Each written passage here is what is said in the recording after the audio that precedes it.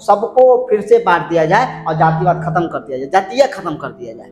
जातीय खत्म, ना कोई गौंड रहेगा, ना कोई खरवार रहेगा, ना कोई यादव रहेगा, ना कोई पासी रहेगा, ना कोई धोबी रहेगा, ना कोई ब्राह्मण रहेगा, ना कोई ठाकुर रहेगा, सब खत्म कर दीजिए। आइए फिर से बांटते हैं ये जमीन आसमान को। आप आरक्षण की बात कर रहे हैं, लेकिन सोशल मीडिया पर और एक आंदोलन खड़ा हो उठा है। कहा जा रहा है कि अब कुछ दिन में सड़कों पर भी लोग उतरेंगे, आरक्षण हटाओ आंदोलन। आप आरक्षण दिलाने की बात कर रहे हैं और यहाँ सवाल मुद्दा उठ रहा है कि आरक्षण हटा दिया जाए पूरे देश से। कौन लोग कर रहे हैं? भारतीय जनता पार्टी बहुत चतुर है, वो आरएसएस से गमन होती है। वही आरएसएस जो डॉक्टर अंबेडकर के संविधान को बदलना चाहती है, ये उसी आरएसएस से लोग आते हैं जो इस देश में उस रामराज की बात करते हैं जहाँ जहाँ जाति देख के काम बांटा जाता था। ये उसी देश की व्यवस्था को चाहते हैं कि नौकर का बेटा केवल नौकर बने, नौकर का बेटा साहब ना बने। राम मंदिर से चोरी, बताइए इससे बड़ा अपराध कुछ नहीं हो सकता। इससे बड़ा अपराध तो कोई हो ही नहीं सकता है कि राम मंदिर में या किसी मंदिर में चोरी किया जा रहा है। मैं तो इसमें कहूँगा कि अब तो सरकार नहीं है तो ये काम नहीं होता कि सारे मंदिर जितने भी हैं सारे मंदिरों को राष्ट्रीयकृत कर दिया जाना चाहिए। सभी सारे मंदिरों को ट्रस्ट बना के सरकार को उस पर अपना सिस्टम लागू करो। अगर दम है इस सरकार में तो माननीय प्रधानमंत्री जी एक बार करके दिखाएं।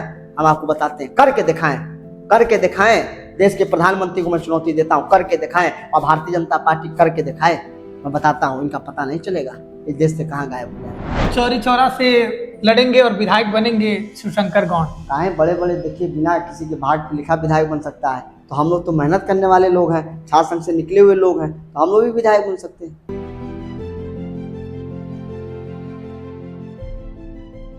देश भर में युवा छात्र देख आप सड़कों पर निकले हैं, तो वहीं एक तरफ जब जेन जी का जिक्र हो रहा है तो जेन अल्फा जो है वो भी सड़कों पर निकले हैं और लगातार अपने शिक्षा व्यवस्था में अनियमितताओं की मांग को लेकर जब वो निकले सड़क पर, उन्होंने ताला जड़ दिया। कई राज्यों से ऐसी खबरें आ रही हैं कि बिहार से लेकर राजस्थान और उत्तर प्रदेश में जहां जेन अल्फा वाले निकले और सड़कों पर सरकार झुकती हुई दिखाई दी, प्रशासन झुकता हुआ दिखाई दिया। बकायदा उन्होंने जो बुनियादी सुविधाएं हैं शिक्षा व्यवस्था में, सरकारी स्कूलों में, उनकी मांग पुरजोर तरीके से उठाई। तो हम बेधड़क पॉडकास्ट में जिक्र कर चुके हैं और बात कर रहे हैं लगातार उन छात्र नेताओं से जिनका संघर्ष रहा है विद्यालय विश्वविद्यालयों में लेकर अनियमितताओं को, और उन जो जमीन से छात्र नेता जुड़े हुए हैं लगातार वो छात्र छात्राओं के मुद्दे उठाते हैं। और इसी कड़ी में हम बात करेंगे आज जो छात्र नेता रहे हैं शिवशंकर गौड़ जी हमारे साथ मौजूद हैं। आपका बहुत स्वागत है। आपके बारे में अगर जानकारी दे तो शिवशंकर गौड़ जो विश्वविद्यालय की छात्र राजनीति से निकले और आज समाजवादी पार्टी में अनुसूचित जाति जनजाति प्रकोष्ठ के ये राष्ट्रीय उपाध्यक्ष हैं, प्रदेश राष्ट्रीय उपाध्यक्ष आप हैं। बेधड़क के पॉडकास्ट में आपका बहुत स्वागत है। बहुत धन्यवाद आपका, आपके चैनल का, आपके सभी दर्शकों का हृदय से बहुत धन्यवाद आपने अवसर दिया है जी। पहला सवाल मेरा आपसे यही है शिवशंकर जी, गौंड और धुरिया समाज के मुद्दे को आप लगातार उठा रहे हैं, देखा जा रहा है आप लगातार समाज के बीच जा रहे हैं। काफी संख्या भी है पूर्वांचल के जिलों में अगर देखें गौंड और धुरिया समाज की, आप उन मुद्दे को लगातार उठा रहे हैं। सवाल मेरा पहला आपसे यही है कि क्या लग रहा है 27 के चुनाव में जो वादे किए गए थे, और आपने एक सामाजिक संगठन भी बनाया है MAA यानी मूल निवासी आदिवासी आर्मी, यानी ये आर्मी का क्या काम है? आपसे मेरा सवाल यही है कि क्या ये संगठन कैसा काम करता है, आगे भविष्य में इसको लेकर आप कैसे बढ़ रहे हैं? देखिए, पूर्ववर्ती सरकारों ने 2002 में हमको अनुसूचित जनजाति की श्रेणी में रखा। 13 जनपदों में जो गौंड है, धुरिया है, उसको ST में लाया गया, SC में थे। और लाने के बाद हम तमाम जनपदों में जाति प्रमाण पत्र निर्गत हुआ। हम गौंड हैं और हमारी उपजाति धुरिया है, लेकिन यदा कदा सरकारों ने, शासन प्रशासन की प्रणालियों ने हमारे प्रमाण पत्रों को रोकने का काम किया। हमारे समाज का जो आर्थिक उद्देश्य था, हमारे समाज का जो राजनीतिक उद्देश्य था, उन उद्देश्यों की पूर्ति न हो सके, ये मन में भावना थी कि जब कोई नौकर है तो मालिक कैसे हो जाएगा। अनुसूचित जनजाति का प्रमाण पाने के बाद जो खेतों में हरवाई करता था, जो चरवाई करता था, लोगों के घरों में बर्तन धोने का काम करता था, वो दरोगा सिपाही बनने लगेगा और टीचर बनने लगेगा। इन सारे कारणों की वजह से हमारे प्रमाण पत्रों को रोका जाने लगा, जिसको लेकर हम लोगों को आवश्यकता लगी। इसलिए हम लोगों ने सामाजिक संगठन मूल निवासी आदिवासी आर्मी MAA माँ बनाया। माँ का उद्देश्य पूर्वांचल में पूरे उत्तर प्रदेश के जनजाति समाज को लेकर, और मैं आपको ये भी बता दूं आतिश जी, केवल गौंडों का उद्धार नहीं करना है, हमको थारू, पथरकट्टा, धीवर, धुरिया, गड़ू, गोरिया, तमाम ऐसी जनजातियां, कोल हो गया, चेरो हो गया, उइके हो गया, बाथम हो गया, बोतम हो गया, तमाम जनजाति समूह के लोग जो हैं जिनके साथ अन्याय अदा कदा होता है। सोनभद्र में हमारी जमीनों को धर्म परिवर्तन करके छीना जा रहा है, वहीं मिर्जापुर में हमारी जमीनों को छीना जा रहा है, कहीं हमारा गाजीपुर हमारे साथ अन्याय हो रहा है, कहीं देवरिया हमारे साथ हत्या हो जा रही है, कहीं गोरखपुर में गंगा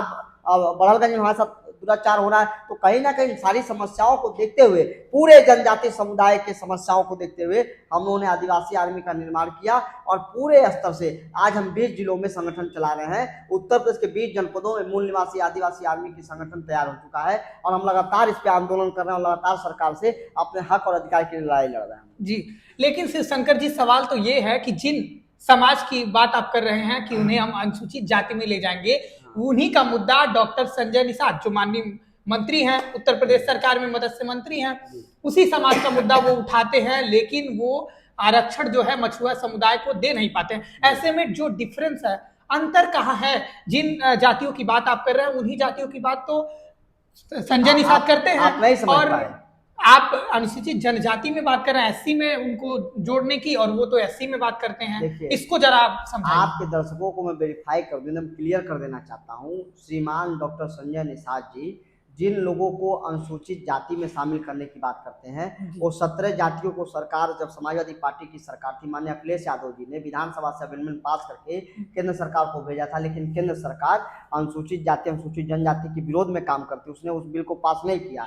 और डॉक्टर संजय निषाद जो भ्रम फैलाते हैं, वो उन कहार को कह रहे हैं। कहार कौन है? जो कहार सुल्तानपुर का वर्मा है। वो कहार कौन है? जो कानपुर का कश्यप। वो कहार कौन है? जो ये गोरखपुर का निषाद है। कहार कोई जाति नहीं, कहार जातियों का समूह है। कहार एक जातियों का बहुत बड़ा समूह जिसमें बाथम, बोट, धीवर, धुरिया, गड़ू, गोरिया, रैकवार, रवानी, तुरैया, महा, मल्ला इनको आते हैं। और डॉक्टर संजय निषाद जी फर्जी तरीके से, निषाद पाल जी फर्जी तरीके से पूरे गोंडों को, पूरे खरवारों को, पूरे वर्मा को, पूरे अनुसूचित जनजाति में है या एससी में है, उनको कहार कह देती। कहार कोई जाति नहीं, कहार एक पेशा है। जैसे पासी समाज का पेशा था ताड़ी करना, चमार समाज का पेशा था चमड़ा निकालना, यादव समाज का पेशा था दूध निकालना। ऐसे अलग अलग जातियों का अलग अलग समूह था, उसका काम था। लेकिन इसको फर्जी तरीके से, क्योंकि उनकी संख्या बढ़ जाएगी, वो कह देंगे तो मल्ला के अंतर्गत निषाद आता है, सहानी आता है, केवट आता है, वो सब उसमें आते हैं। इन सबको कहार के अंतर्गत ला के, कहार एक जातियों का समूह है। कहार कोई जाति नहीं, कहार ही एक पेशा है। लोगों के घरों में पानी भरना, लोगों के घरों में बर्तन धोना, लोगों के वहाँ डोली उठाना, ये पेशे का नाम है। आप पेशे को आप जाति बना देंगे। अंग्रेजों के शासन काल में जब डिस्ट्रीब्यूशन ऑफ जातियों का हुआ तो उसमें पूरा लिखा गया, उसका पूरा लंबा इतिहास है। डॉक्टर संजय निषाद जी का ये झूठ पकड़ा गया है। वो जो फर्जी तरीके से बोलते हैं, 4.5 हमको लगता है 4 साल 8 महीने सरकार को हो गए और आज वो पूरे उत्तर प्रदेश में ज्ञापन दिलवा रहे हैं विधायकों को और सांसदों को। निषाद समाज इस डालने की धोखाधड़ी कर रहे हैं और ये जो 17 जातियां उनका वोट लेने के लिए ये धोखा दे रहे हैं। इनके बेटे का चुनाव फंसा हुआ है। यही ओम प्रकाश राजभर की मैं बात करूंगा। अभी नितिन नवीन जी आए थे तो कहे हमने गोंडों और खरवारों का बात किया। ओम प्रकाश राजभर का बेटा गाजीपुर से चुनाव हार चुका है, मऊ से चुनाव हार चुका है। इनका दूसरा बेटा आजमगढ़ के अतरौलिया से लगा हुआ है। तो ये सब जो दल हैं, ये लोग झूठ बोलने का काम करते हैं, केवल इन जातियों को मूर्ख बनाने का काम करते हैं। इस बार कोई मूर्ख बनने वाला नहीं है चुनाव में, आपको बता दें। चूंकि आपने ओम प्रकाश राजभर का भी जिक्र कर दिया, पीला नोछा लगाते हैं राजभर जी और पीला नोछा आप भी लगाए हैं। क्या डिफरेंस है आपके संगठन में, क्योंकि आप समाजवादी पार्टी के भी नेता हैं? कैसे आप पूरे जो ये समाज के जो इसका अधिकार दिलाने की बात कही जा रही है, इस समाज को अधिकार दिलाने के लिए एनडीए और इंडिया जो आपका गठबंधन है, ये कैसे आगे बढ़ रहा है? समाजवादी पार्टी कैसे आगे बढ़ेगी जब 2 मंत्री बने हुए हैं और एनडीए गठबंधन के साथ वो बीजेपी के साथ हैं? यानी वोट बैंक की राजनीति में आप कह रहे हैं कि हम समाज का मुद्दा उठा रहे हैं, वो कह रहे हैं कि हम समाज का मुद्दा उठा रहे हैं। जनता किस पर विश्वास करे? देखिए, गोंडों का और अनुसूचित जनजाति जो समूह में आता है, इसमें जो बड़े संख्या में पूरे उत्तर प्रदेश में अनुसूचित जनजाति का जब आप कहीं भी देखेंगे किसी विधानसभा में, तो हर विधानसभा में हम 15,000, 20,000, 40,000, 50,000 हैं। ऐसे करके हम चौरी चौरा में 40,000 की संख्या में हैं, हम चिल्लूपाल में 50,000 की संख्या में, हम कैंपगंज में 30,000 की संख्या में। पूरे उत्तर प्रदेश में अनुसूचित जनजाति में जो गौंड बहुतायत में है वो बड़े स्तर पे है, लेकिन गौंडों का कोई प्रतिनिधित्व नहीं है। हम लोगों ने सामाजिक रूप से तय किया कि मूल निवासी आदिवासी आर्मी अनुसूचित जनजाति के, केवल गौंडों की बात हम नहीं करेंगे, केवल धुरिया की बात हम लोग नहीं करेंगे, केवल बाथम तुरैया की बात नहीं करेंगे, हम कोल की बात करेंगे, हम उइके की बात करेंगे, हम थारू की बात करेंगे, हम पथरकट्टा की बात करेंगे, हम खरवार की बात करेंगे, हम तमाम चीज़ों को, तमाम चेहरों की बात करेंगे। हम उत्तर प्रदेश में जो जो जनजाति, चाहे 1 हो, चाहे 1 लाख हो, चाहे 1 करोड़ हो, हम सबकी बात करेंगे। कोई प्रतिनिधित्व न होने के कारण हम लोगों ने मूल निवासी आदिवासी आर्मी बनाया। और जहाँ तक बात रही पीले गमछे की, तो गोंडवाना समग्र क्रांति के जननायक दादा हीरा सिंह मरकाम निकले थे छत्तीसगढ़ से। एक नया, अब आपको एक ऐतिहासिक चीज़ बताता हूँ। जब इस देश को इकट्ठा किया जा रहा था, जब देश आज़ाद हुआ, तो सरदार पटेल जी हमारे देश के प्रथम गृह मंत्री थे। उन्होंने भाषा के नाम पे तेलुगु बोलने वालों को तेलंगाना दे दिया, तमिल बोलने वालों को तमिलनाडु दे दिया, बंगाल बोलने वालों को बांग्लादेश, पश्चिम बंगाल दे दिया, मराठी बोलने वालों को महाराष्ट्र दे दिया।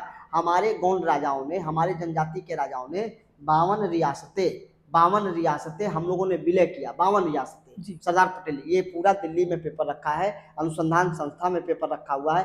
52 रियासतें हम लोगों ने विलय कराया और हमको ये वादा किया गया था कि हमको गोंडवाना राज्य दिया जाएगा, लेकिन हमको गोंडवाना राज्य नहीं दिया गया भारत सरकार के द्वारा, देश के प्रथम प्रधानमंत्री और देश के प्रथम गृह मंत्री के द्वारा। लेकिन हम मानते कि चलिए अगर वो नहीं हो पाया, तो जो हमारा मूलभूत सुविधा, हमको जनजाति का दर्जा प्राप्त है, जो हमको शेड्यूल ट्राइब का दर्जा प्राप्त है, जो हमको विशेष अधिकार प्राप्त है, उन अधिकारों को सरकार क्यों रोकना चाहती है? जहाँ एक तरफ बाबा साहब डॉक्टर अम्बेडकर ने हमको इतने अधिकार दे दिए, फिर उस पर कटौती क्यों है? कहीं रोकना क्यों है? जल जंगल जमीन की रक्षा करने का काम आदिवासी करता था, आज सारे जंगल दे दिए गए, सारे जमीन, सारे भूतल दे दिए गए। तो ये कहीं ना कहीं अन्यायपूर्ण व्यवस्था है, जिसको लेकर एक संगठन की आवश्यकता लगी। हम लोग आर्मी को लेकर आए। इसलिए चूंकि संजय निषाद का जिक्र हो गया, तो एक सवाल और ले लेते हैं उन पर। संजय निषाद कहते हैं कि हम जो मछुआ समाज है, ये अब निर्णायक मोड़ में आ गया है इसकी लड़ाई, और चुनाव जब अब 27 का आ रहा है तो महारैली कर रहे हैं।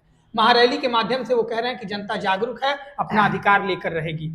क्या कहेंगे उनको? देखिए, झूठा के ज़्यादा दिन चले लाना है, ये सब बड़का झूठा है। अभी ताल कटोरा स्टेडियम में ओम प्रकाश राजभर जी ने कार्यक्रम किया। अभी संजय निषाद जी फूट फूट के रो रहे थे, आपका प्रधानमंत्री, आपका मुख्यमंत्री, आपका गृह मंत्री, आपका समाज कल्याण मंत्री, आपके विधायक, आपके सांसद, डबल इंजन की सरकार, और फिर आप कह रहे हैं आरक्षण नहीं ले पाएंगे। अभी दरोगा भर्ती निकला, संजय निषाद जी से पूछे, वो तो महामना जी हैं, महामना है। उनको कहा जाता है the God father of the political God father of fisherman. कितने फिशरमैन के बच्चों को जाल छोड़वा के उन्होंने दरोगा बनवा दिया, कितने निषाद के बच्चों को उन्होंने टीचर बनवा दिया, कितने निषाद के बच्चे IAS PCS हो गए।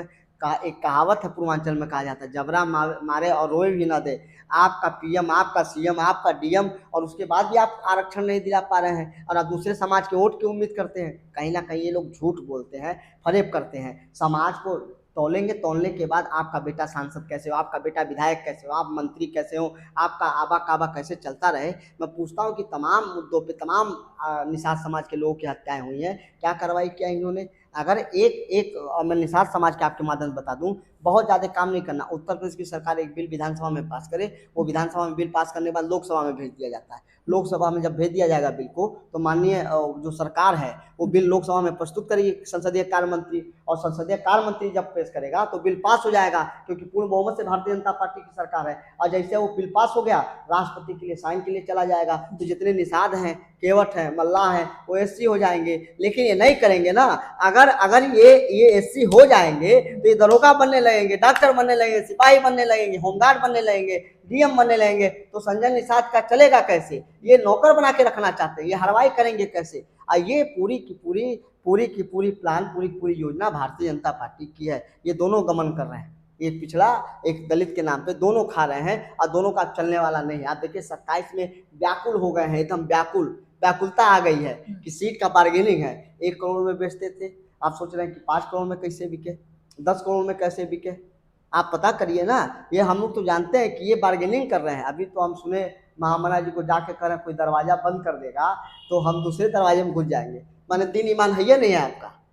कोई दीन ईमान नहीं है आपका। कोई दरवाजा खोलेगा कहीं घुस जाएंगे, कहीं ऐसे घुसेंगे तो लोग चोर समझ के मुक्का से मार देंगे। ये भी हो सकता है, ये समझिए, कहीं भी घुस जाएंगे कोई मार देगा जी। तो आप जिक्र कर रहे हैं कि जो सीटें पैसा देकर आरोप लगा रहे हैं कि खरीदी जा रही हैं।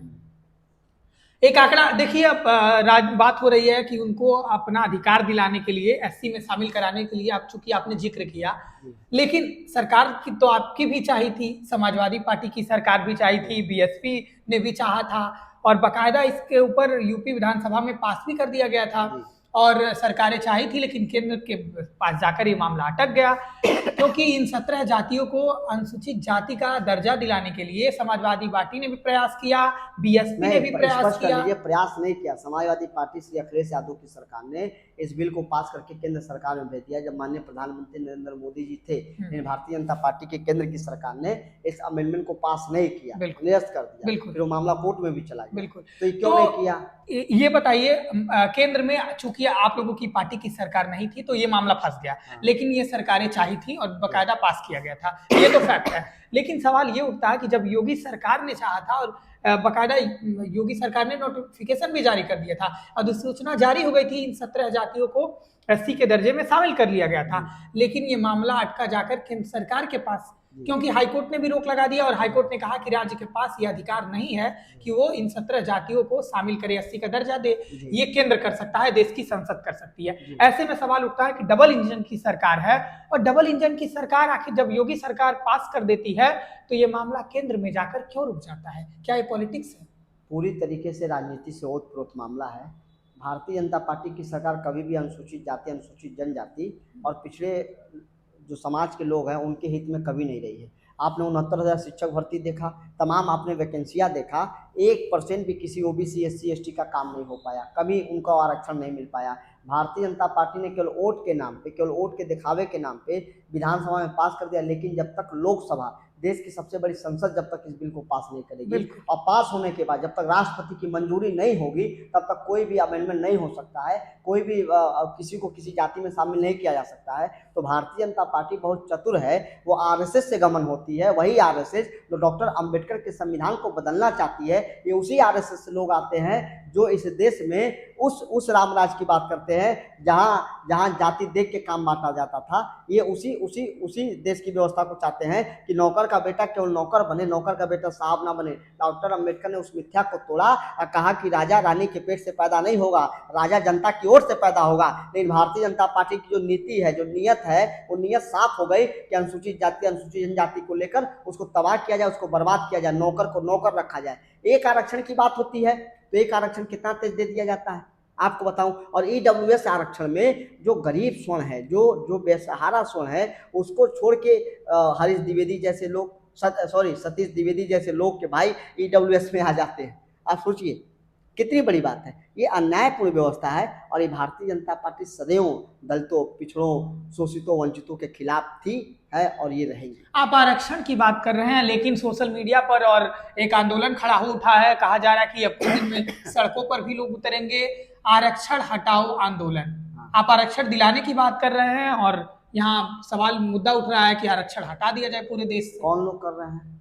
सोशल मीडिया पर लाखों फॉलोअर्स और लाखों लोग। सीजेपी का आपने नाम सुना ही होगा, सीजेपी ने किस तरीके से छात्रों का आंदोलन किया, अब उसी से संदेश लेकर अब जो है आरक्षण हटाओ आंदोलन सोशल मीडिया पर ये चल रहा है। देखिए, देश में तमाम चीजें होती हैं, देश में तमाम मुद्दे होते हैं, तमाम लोग बोल सकते हैं, ठीक है। आरक्षण अगर हटाओ तो ये भारतीय जनता पार्टी के एजेंट के रूप में ये लोग काम कर रहे हैं, तो आमे मुद्दे पे बैठे। हम तो कहते हैं कि पूरा भारत की जमीन भूभाग को फिर से बांटा जाए, कॉलेजियम सिस्टम जो न्यायपालिका है, जितने जज हैं सबको दोबारा नियुक्त किया जाए, जितने IAS, है, जितने राजनायक है, जितने राजदूत हैं, पूरी नौकरियां खत्म करके, पूरे देश में व्यवस्था खत्म करके सबको नए सिरे से बांटा जाए, सबको नए सिरे से किया जाए। सारी नौकरियां चाहे मीडिया में हो, चाहे प्राइवेट सेक्टर में, चाहे बड़ी कंपनियां जिसके पास हो, चाहे बड़े भूभाग का हिस्सा हो, सबको फिर से बांट दिया जाए और जातिवाद खत्म कर दिया जाए, जातीय खत्म कर दिया जाए। जातीय खत्म, ना कोई गौंड रहेगा, ना कोई खरवार रहेगा, ना कोई यादव रहेगा, ना कोई पासी रहेगा,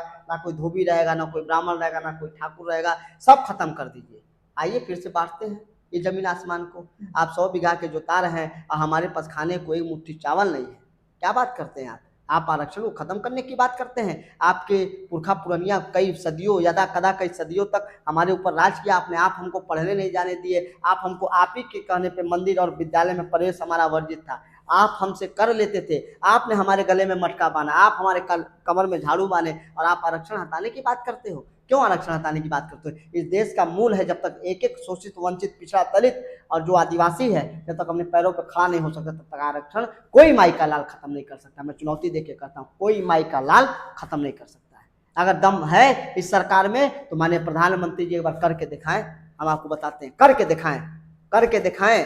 देश के प्रधानमंत्री को मैं चुनौती देता हूं, करके दिखाएं, और भारतीय जनता पार्टी करके दिखाए। मैं बताता हूं, इनका पता नहीं चलेगा इस देश से कहां गायब हो जाएंगे। ये देश हमारा है, हम मूल निवासियों के हैं। बाहर से आए हुए लोगों को आप इस देश का मालिक बना देंगे। 4% आप हैं और 4% होने के बाद आप हम पे राज करते हैं। आप ये पेन देखते हैं, पेन, ये पूरा पेन है, इस पे ये लोग राज कर रहे हैं जी। ये बंद हो गया, समझिए। ये लोग इन पूरे 90% लोगों के भूभाग पे कब्जा किए हुए, और आप शोषण की बात नहीं करते। आप अगर आपको बुरा लग रहा है अब, तो पहले आपने क्यों नहीं किया? फिर से दौड़ शुरू करिए। आपने हमारा जंजीर हाथों में बांध दिया, आप हमको घर तक रोक दिए, और आप 500 मीटर दौड़ लिए, तो फिर आपने हमारा जंजीर खोला, आप दौड़ो। ऐसे कैसे दौड़ चलेगा? ऐसे कैसे हो जाएगा? आप फिर से जमीन बांटिए, फिर से नौकरियां बांट दीजिए, और फिर उसके बाद दौड़ लगाइए। आप दौड़ लगाइए, फिर पाते हैं कि कौन कितना पाता है, कौन कहाँ तक जाता है, कितना आप शोषण कह है। रहे हैं कि सब एक समान नहीं है। अगर कतार में कोई आगे खड़ा है और कोई पीछे खड़ा है, तो जाहिर सी बात है जब रेस होगी तो जो पीछे वाला व्यक्ति है वो पीछे रह ही जाएगा। लेकिन कतार नहीं एक है, तबका आपने बांध के रखा, रोक के रखा। आप हमको विद्यालय नहीं जाने दिए। आप हम मंदिर जाते थे, आप शीशा गरमा के आप हमारे कान में डाल देते थे। आपने हमको उत्तर में बसाया, आपने हमको खेतों के हरवाई चरवाई के सिवा कभी विद्यालय जाने नहीं दिया। आपने कहीं भूभाट करने नहीं दिया। फिर क्यों नहीं करने दिया? कुछ बताइए ना, क्यों नहीं करने दिया? इस देश की लड़ाई में आपसे ज्यादा हम लोगों ने अपने प्राणों को त्यागा है। आप अनुसूचित जाति जनजाति जितने लोग हैं, सबसे ज्यादा अन्याय हुआ। मंदिरों में काम करने वाले हरिजन, क्या था ये सब? बात लंबी जाएगी। जो लोग हैं वो लोग जाने कि आरक्षण इस देश का अधिकार है, इस मूल अधिकार है। जब तक एक एक व्यक्ति सही से चल नहीं पाता, सही से आगे बढ़ नहीं पाता, जब तक अपने पैरों पर खड़ा नहीं होता। वो एक तबका है जो सवाल खड़े कर रहा है, और मैं क्लियर कर दूं, उस तबके का कहना यह है कि 79 ईयर हो जाएंगे आरक्षण देते समय, और जब समानता का अधिकार संविधान देता है, तो उसी समानता को किसी को कमतर और किसी को ज्यादा प्रिविलेज क्यों दिया जा रहा है, वो तबका ये सवाल उठाता है। इस पर आपका क्या जवाब है? देखिए, कोई कमतर नहीं है। ये क्या अगर जो समीक्षा 79 साल हो गया है तो आरक्षण खत्म कर देना चाहिए, सब एक समान हो गए? समीक्षा की बात है, सबसे ज्यादा सबसे ज्यादा संपत्ति किसकी बढ़ी, इसकी भी समीक्षा होनी चाहिए ना। नौकरियों में सबसे ज्यादा कौन लोग आ गए? प्राइवेट सेक्टरों में कौन सबसे ज्यादा नौकरियों में चले गए? 90 नहीं 99% नौकरियों में कौन सबसे ज्यादा लोग हैं? कौन सबसे ज्यादा भूभाग के पे हिस्सेदारी है? आप देखिए ना कि जीवन स्तर बदला कि नहीं बदला। आज पूंजीवादी व्यवस्था में जातिवादी व्यवस्था को देखेंगे तो जो 100 रुपया कमा रहा था, आज 1000 करोड़ का मालिक हो गया। और गरीब आदमी गरीब है, उसके घर में दाल नहीं, उसके घर में रोटी नहीं है, तो आप कैसे समीक्षा करने की बात करेंगे? आप पूरा संविधान पढ़िए ना। ये लोग कहते हैं कि हर 20 साल में समीक्षा की बात थी, बिल्कुल नहीं समीक्षा की बात थी। जीवन स्तर कहाँ सुधरा है? जीवन स्तर कहाँ बढ़ा? कहाँ बढ़ा? प्रति व्यक्ति आय कहाँ बढ़ा? प्रति व्यक्ति आय देखिए, नौकरियों में हिस्सेदारी देख लीजिए आप। ये सरकार जो भारतीय जनता पार्टी की सरकार है, इनको लगा अरे बाप, आरक्षण से ही तो सब आ जाएंगे, ऐसा करो पीपी मॉडल ला दो, प्राइवेट सेक्टर ला दो, प्राइवेटाइजेशन ला दो, पीपी ला दो, तो आरक्षण लागू नहीं होगा। तो सारे बड़े जगहों पे, सारे उद्योगों में पीपी मॉडल ला के आरक्षण को समाप्त कर दिया गया। रेलवे में पीपी मॉडल ला दिया गया, एयरपोर्ट में ला दिया गया। कौन से विभागों में नहीं लाया गया? संविदा के आधार पे। संविदा में कौन रहेगा? संविदा में साला गरीब आदमी जाएगा नहीं, सब बड़े लोग जाएंगे। तो सब पीपी कर दो। तो ये कहीं ना कहीं शोषणपूर्ण बात है, और ये शोषण उत्पीड़न की वजह से ये देश विकास नहीं कर पा रहा है। ये इन लोगों की वजह से कारण, इन लोगों के सोच के कारण। अगर आप साथ लेकर चलेंगे, साथ में काम करेंगे, तो आज भारत जापान और जर्मनी से कई गुना आगे पहुंच जाता, कई गुना विकास कर लेता। लेकिन इस देश में जो दमनकारी नीति है ना, कि मैं बड़ा हूँ, मैं ऊंची जात का हूँ, मेरा खून गुलाबी है, तुम्हारा खून लाल है, तुम्हारा खून काला है, तो ये बंद होना चाहिए देश में। एक स्वतंत्र अगर कोई है चर्चा करने लिए, तो हम आरक्षण के विचार पे बिल्कुल चर्चा करने के लिए तैयार हैं। खुला मंच है, आए खुले मंच पे चर्चा कर लें, लेकिन इस तरीके से देश के माहौल को खराब करने का किसी को अधिकार नहीं है, मुझे लगता है। क्योंकि आरक्षण हटाने की बात चल रही है, लेकिन एक आंकड़ा अगर आप देखेंगे तो ये भी देश के सामने है। कहा जाता है कि 96% या 98% अगर देखें आप, तो जो है वो सरकारी नौकरियों, जो नौकरियां हैं वो प्राइवेट सेक्टर में है, और 1 से 2% मान के चलिए, या 4% जो नौकरियां हैं वो गवर्नमेंट जॉब में है, यानी सरकारी जॉब में है। चीन अब 100% में से 4% नौकरियां केवल गवर्नमेंट जॉब की हैं, और 96% नौकरियां प्राइवेट सेक्टर में है, यानी प्राइवेट में तो कोई आरक्षण नहीं है। लेकिन पूरा ये मामला उसी पे जाके अटक जा रहा कि उसी 4% में से आपको वो क्यों आप आरक्षण दे रहे हैं। प्राइवेट सेक्टर में तो कोई बात ही नहीं करता है। और आपने जो मुद्दा उठाया कि प्राइवेटाइजेशन जो कर दिया जा रहा है, उसमें तो कोई आरक्षण व्यवस्था लागू ही नहीं होती है। जिस दिन मूल निवासी आदिवासी आदमी फुल मेजोरिटी में आएगी, मेजोरिटी का मतलब जब हमारा संगठन पूरे उत्तर प्रदेश में बहुतायत में हो जाएगा, तो हम जो प्राइवेट सेक्टर है, मैं आज कह के जा रहा हूँ आप पे, जो प्राइवेट सेक्टर है वहाँ भी आरक्षण की मांग करेंगे। अक्षरशः वहाँ पालन हो, जो संविदा कर्मी रखे जाते हैं उसमें भी आरक्षण का अक्षरशः पालन हो, और उस आरक्षण में खासकर महिला आरक्षण का भी पालन हो। ये हम बता के जा रहे हैं आपको, ये हम कहना चाहते हैं। और जो लोग 4% 5% नौकरी की बात करते हैं, पहले तो 80% नौकरियां इन्होंने प्राइवेट किया क्यों? ओबीसी एससी ना आ पावे, इन लोगों ने कर दिया। और करने के बाद जो नौकरियां बच रहा है, तो ये आंदोलन करना चाहते हैं, देश में भ्रामकता फैलाना चाहते हैं कि नहीं नहीं आरक्षण नहीं होना चाहिए। ये सब गलतफहमी है, कोई गलतफहमी का शिकार ना रहे। आरक्षण था, आरक्षण है और आरक्षण रहेगा। ये पूरा मुद्दा अगर जाके वहां टिकता है तो आप देखेंगे आप बच्चे सड़कों पर निकल रहे हैं। बच्चों का कहना ये है कि कट ऑफ कम हो रहा है, किसी को ज्यादा लाभ मिल जा रहा है, हमारे साथ भेदभाव हो रहा है, जो है सामान्य वर्ग के बच्चे खासकर ऐसी बातें कर रहे हैं। लेकिन ये आंकड़ा ये भी देखना पड़ेगा कि हमारे पास नौकरियां कितनी हैं, सरकारी नौकरियों की संख्या कितनी है। सवाल तो ये है कि उन सरकारी नौकरियों में संख्या ही नहीं है, गवर्नमेंट में जॉब्स ही नहीं है। अगर आप केवल सरकारी नौकरियों पर निर्भर रहेंगे, ये सरकारें नौकरियों पर ध्यान ही कहाँ दे रही हैं? तो सरकार को सोचना चाहिए ना। आपने जो समान वर्ग के बच्चों की बात की, देखिए मैं विद्यार्थी नेता रहा हूँ, मेरे लिए कभी कोई विद्यार्थियों में अंतर नहीं रहा, चाहे समान वर्ग का विद्यार्थी हो, चाहे एससी का विद्यार्थी हो, चाहे एसटी का विद्यार्थी हो। लेकिन आप जो पीड़ा समान वर्ग के विद्यार्थियों का कर रहे हैं, उस समान वर्ग के विद्यार्थियों के पास तमाम ऐसे संसाधन हैं, साधन हैं जिनसे उनका जीविकोपार्जन हो सकता है। लेकिन आप उन पिछड़े वर्ग के लोगों की बात क्यों नहीं करते, विद्यार्थियों की बात क्यों नहीं करते? आप उस अनुसूचित जाति के विद्यार्थियों की बात क्यों नहीं करते? उस अनुसूचित जनजाति के विद्यार्थियों की बात नहीं करते? आप उस तबके की बात नहीं करते जो देश में जानबूझ के गरीब रखा गया? आप उस तबके की बात क्यों नहीं करते जो जानबूझ के उसको कीड़े मकोड़ों की तरह झुग्गी झोपड़ियों में डाल दिया गया? आप उस तबके की बात क्यों नहीं करना चाहते? ये सरकार नहीं करना चाहती है कि जिनका कई पीढ़ियों से वो गरीब थे और गरीब हैं। क्यों गरीब हैं? कभी उनको उस मौका मिला ही नहीं, वो ज़मीन मिली ही नहीं, कभी उनको सहारा मिला नहीं, कभी सरकारी योजनाएं मिली नहीं। आप उस गरीब तबके की बात क्यों नहीं करते? आप उन बच्चों की बात करते हैं जो बोल पा रहे हैं। आज उन बच्चों के पास इतना बुद्धि है कि कह पा रहे हैं कि आरक्षण हटाओ, आरक्षण हटाओ। आप उन गरीब विद्यार्थियों की बात क्यों नहीं कर पा रहे हैं जो बच्चे कहते हैं कि हमको जो हमारा अधिकार मिल रहा है आरक्षण, उसको दिया जाए। 69,000 शिक्षक भर्ती क्यों खत्म कर दिया गया? नेट और पीटी में क्यों खत्म कर दिया गया? जेई में क्यों खत्म कर दिया गया? उन एससी के बच्चों के सवाल क्यों नहीं आप लेते कि जिनको खत्म कर दिया गया, जिनको घोड़ी चढ़ने पे मारा जाता है, जिनको जूता पहनने मारा जाता है, जिनको चप्पल पहनने पे मारा जाता है, जो बारात में बढ़िया से पहनने तो मारा जाता है। आप उन गरीब एससी और एसटी की बात क्यों नहीं करते हैं? आप उनकी बात तो कर रहे हैं। इस देश की शासन व्यवस्था को बदलने के लिए जब तक एक एक व्यक्ति को समानता का अधिकार नहीं मिलेगा, जिस देश के संविधान की प्रस्तावना कहती है कि हम भारत के लोग भारत को संपूर्ण संपन्न समाजवादी देश बनाएंगे, जब तक एक एक अक्षर का पालन नहीं हो सकता, तब तक इस देश का भला नहीं हो सकता। आपको बता दें। और ये जो राजनेता है और खास करके ये जो सरकार है, ये दमनकारी सरकार है, ये आरक्षण विरोधी सरकार है।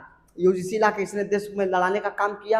ये दंगा कराने वाली सरकार है, ये दंगा कराने वाले लोग हैं, ये दंगा करा के शासन सत्ता पे बनाए रखना चाहते हैं। रोजगार की बात आपने किया, क्यों नहीं रोजगार है? शिक्षक क्षेत्र में, शिक्षा के क्षेत्र में रोजगार है, परिवहन के क्षेत्र में रोजगार है, एयरलाइंस के क्षेत्र में रोजगार है, बीएसएनएल बंद हो गया, बीएसएनएल के क्षेत्र में रोजगार, तमाम बहुत आयामी रूप से सब जगह रोजगार है। लेकिन सरकार रोजगार सृजन नहीं करना चाहती, क्योंकि कुछ ऐसे सामंतवादी लोग, मैं आपको बताऊं, कुछ ऐसे सामंतवादी लोग बैठे हुए हैं, सामंतवादी लोग बैठे हुए हैं जो नहीं चाहते हैं कि पिछड़े का बेटा, दलित का बेटा, अरे भाई विश्वकर्मा का लड़का डॉक्टर हो जाएगा, राजभर का लड़का डॉक्टर हो जाएगा, गौंड का लड़का डॉक्टर हो जाएगा, चमार का लड़का डॉक्टर हो जाएगा, डीएम हो जाएगा, कलेक्टर हो जाएगा, खरवार है, सोनकर है, निषाद है, खट्टिक है, बेलदार है, पासी है, धोबी है, ये सब हो जाएंगे तो कैसे काम चलेगा? ये साहब कहेंगे? सबसे बड़ी बात तो ये है कि क्यों साहब कहेंगे? साहब नहीं कहना चाहते हैं, इस देश की व्यवस्था को बिगाड़े रखना चाहते हैं, इसलिए ये लोग नौकरियां नहीं लाना चाहते हैं। आप बात समझिए। आप देखिए, फर्जी तरीके से कहा जाता है कि आयोग में ये हो गए, एक भी आप निष्पक्ष नौकरी उत्तर प्रदेश की सरकार, माननीय मुख्यमंत्री श्री योगी आदित्यनाथ जी की सरकार ने दिया हो तो बताइए? नहीं दे पाए। और ये पिछड़े दलितों का बहुत शोषण है साहब, बहुत शोषण है। और शोषण पे कोई दर्द को कुरेदे ना, कोई दर्द को कुरेदेगा तो दर्द बढ़ता जाएगा, और दर्द बढ़ेगा तो विद्रोह होगा, विद्रोह होगा तो आंदोलन होगा। ये बता दूं आपको। अभी तो ये बच्चे खेल रहे हैं तो खेलें, जिस दिन SC ST OBC सड़कों पर उतरेगा कोई जवाब नहीं दे पाएगा। यानी आप कह रहे हैं कि एक सवाल ये उठ रहा है कि जो सवाल सरकार से व्यवस्था से पूछना चाहिए हाँ। बच्चों को, लेकिन इस व्यवस्था ने ऐसा गुमराह किया है, जो एक जाल बनाया गया है कि बच्चों को यूजीसी लाकर या जो आरक्षण के मुद्दे पर अपने आप में ही लड़ा दिया जाए, और जो सवाल सरकार से उठना चाहिए, सिस्टम से उठना वापस चाहिए, ले। वो सरकार से सवाल ना पूछा जाए। मा- आपको ऐसा लग रहा है? बिल्कुल, इस देश की व्यवस्था से मांगो नौकरी, इस देश की व्यवस्था से मांगो रोजगार, इस देश की व्यवस्था से पूछो। माननीय प्रधानमंत्री जी चिल्लाते थे कि डॉलर कितना बढ़ गया, रुपया गिरता जा रहा है। आज रुपया की कीमत आप देख लीजिए, प्रति वर्ष कितनी नौकरियां इन्होंने दिया है, प्रति वर्ष कितने लोगों का काम किया इन्होंने। लाइन एंड ऑर्डर पूरे देश का ध्वस्त है, बाढ़ से असम पीड़ित है, पूरे बाढ़ से असम पूरा परेशान है। ये पूर्वोत्तर का क्षेत्र मेघालय, जहाँ दो समुदायों में भारी हिंसा हो रही है, लड़कियों के साथ कितनी बर्बरता हो रही है। आप आंकड़ा भारत का उठा के लिखिए, जो एनआईबीटी या कौन सा कहते हैं उसको, जो आंकड़ा देती है सबसे ज्यादा, NCRB? हाँ एनसीआरबी का आंकड़ा उठा के देखिए कितना ज्यादा अपराध बढ़ गया है। तो जो सवाल सरकार से पूछना चाहिए, सरकार और सरकार के नुमाइंदा आरएसएस जो लगा हुआ है कि इनको कैसे उठा दो आरक्षण का मुद्दा, इनको उठा दो यूजीसी का मुद्दा, इनको उठा दो ये मुद्दा, ये सरकार सब मोर्चे पे विफल है, केवल लड़ाने में सफल है और वही काम कर रही है, केवल लड़ा रही है।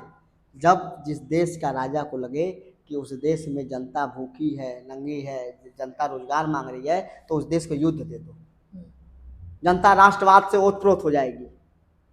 मातृभूमि पे शीश चढ़ाने निकले कितने वीर अनेक, जनता रोटी कपड़ा मकान भूल जाएगी, मारो काटो ये कर देगी। बात समझ रहे हैं? तो भारतीय जनता पार्टी की सरकार जनता को ये दे रही है। अब पाकिस्तान चल नहीं रहा है, प्रभु राम जी चल नहीं रहे हैं, बात समझिए। अब क्या दे रही है? जाति को जाति से लड़ा दो, वर्ग से वर्ग को लड़ा दो, वर्ग संघर्ष लाओ। ये राष्ट्रीय स्वयंसेवक संघ का और भारतीय जनता पार्टी का एक बहुत बड़ा गहरा साजिश है इस देश को लेकर, बहुत गहरा साजिश है इस देश को लेकर कि नौजवानों को दूसरे चर्चा करने ही ना दो, उनको लड़ा दो। अरे भाई वो हमारा अधिकार खा रहा है।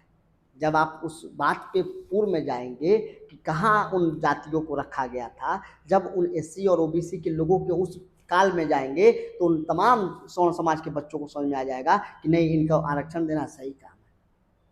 बात समझिए, किसी के घर में किसी की माँ होगी, सबकी माँ एक समान होती है।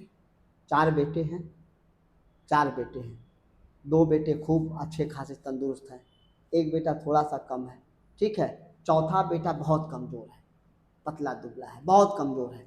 तो माँ का कर्तव्य क्या बनता है? माँ क्या करती है आतिश जी? माँ उस चौथे बेटे को सबसे ज़्यादा केयर करती है, सबसे ज़्यादा खिलाती है, समय से नाश्ता कराएगी, समय से दाल का पानी पिलाएगी, समय से दूध पिलाएगी, समय से उसको फल देगी, तो बेटा जल्द से जल्द रिकवर कर ले। बिल्कुल, ये इस देश में व्यवस्था हो रही है। लेकिन जो उस घर के पड़ोस में जो है, या जो उस घर की व्यवस्था में है, वो 2 बेटों को भड़का रहा है कि देखो माँ सबसे ज़्यादा प्यार कर रही है चौथे बेटे को, दंगा करा रहा है, फसाद करा रहा है, बवाल करा रहा है, बलवा करा रहा है, क्या और कोई व्यवस्था ना चल पाए, रोजी रोजगार की बात खत्म हो जाए। ये सवर्ण समाज के लोगों को समझना चाहिए। ये नहीं समझ पा रहे हैं तो अब इनका बुद्धि विवेक है, हमने तो बता दिया जी। लेकिन अगर आप कह रहे हैं कि जो अनुसूचित जनजाति का मुद्दा आप उठा रहे हैं कि इनको कितनी जातियां हैं, बता रहे हैं कि 13 जातियों को नहीं, बहुत सारी जाति पहले शामिल कर लिया गया है ना। पहले से साथी हम 2002 से अनुसूचित जनजाति की श्रेणी में शामिल हैं। हाँ। और 4 जनपदों को देखिए, हम आपको बता दें 2002 में कितने लोगों को शामिल किया गया। हाँ, 13 जनपदों को जब शामिल किया गया, महाराजगंज, सिद्धार्थनगर, बस्ती, गोरखपुर, देवरिया, मऊ, आजमगढ़, जौनपुर, बलिया, गाजीपुर, बनारस, मिर्जापुर तथा सोनभद्र। 2023 में अमेंडमेंट करके 4 जनपदों को, भदोही, कुशीनगर, संत कबीर नगर और चंदौली को एसटी में ला दिया गया। 17 जातियां हो गई। 62 में से 4 घटा दीजिए तो 58। 17 जिलों में हम 58 जिले छोड़ दें अगर, हाँ, तो आप 17 जिलों में अनुसूचित जनजाति का दर्जा मिला। हाँ, और 58 जिलों में हम एससी में हैं। ठीक है, हम नहीं कहते, भारत का राजपत्र कहता है। बिल्कुल बिल्कुल, हमारे पास भी कुछ फैक्ट है। SC/ST संशोधन अधिनियम 2002 के तहत यूपी की गोंड और उसकी पर्याय जो है 5 जातियां, धुरिया, नायक, ओझा, पठारी और राजगोंड को 13 जिलों में अनुसूचित जनजाति यानी एसटी का दर्जा प्राप्त हुआ। ये जिले हैं महाराजगंज, सिद्धार्थनगर, बस्ती, गोरखपुर, देवरिया, मऊ, आजमगढ़, जौनपुर, बलिया, गाजीपुर, वाराणसी, मिर्जापुर और सोनभद्र। और बाकी जिले जो बचे वो है 62 जो 62 जिलों में है गोंड जाति को अनुसूचित जाति एससी में सूचीबद्ध किया गया। हाँ। लेकिन अलग अलग समय में देखें तो 13 जिलों में से ही 4 नए जिले, चंदौली, संत नहीं, रविदास नहीं, यानी भदोही 13 और संत नहीं। कबीर और कुशीनगर। सुनिए, 13 के 13 बाद में प्लस हो गया। जो 4 जिले थे, जुड़े। ये जिले कटकर बने थे इन्हीं जिलों से। हाँ। वहां भी लोगों की मांग उठी कि हम उसी जिले में से कट के आए हैं, कुशीनगर गोरखपुर से अब कट ये के। हो सकता है, लेकिन 13 हाँ, जिलों के प्लस 4 जिले कर दिए, बिल्कुल। 17 तो जिले ये कर 4 दिए। जिलों में जब मांग उठी तो उसके बाद इन जातियों को अनुसूचित जाति में रखा गया था। इस जिलों के लोग लंबे समय से विरोध प्रदर्शन कर रहे थे। उनका कहना यह था कि मूल जिलों में उन्हें एसटी का दर्जा प्राप्त था, जब जिला अलग हो गया तो उन्हें एससी क्यों माना गया, उन्हें भी एसटी ही मानना चाहिए। उसके बाद अनुसूचित जाति एवं अनुसूचित जनजाति शोध एवं प्रशिक्षण संस्थान उत्तर प्रदेश ने साल 2013 में इस मांग को जायज ठहराते हुए अपनी रिपोर्ट सरकार को भेजी। प्रदेश सरकार के माध्यम से रिपोर्ट केंद्र सरकार के पास भेजी गई। पिछले साल प्रदेश सरकार ने एक बार रिमाइंडर भी भेजा था, फिर संसद में विधेयक पेश हुआ, बकायदा पारित हुआ।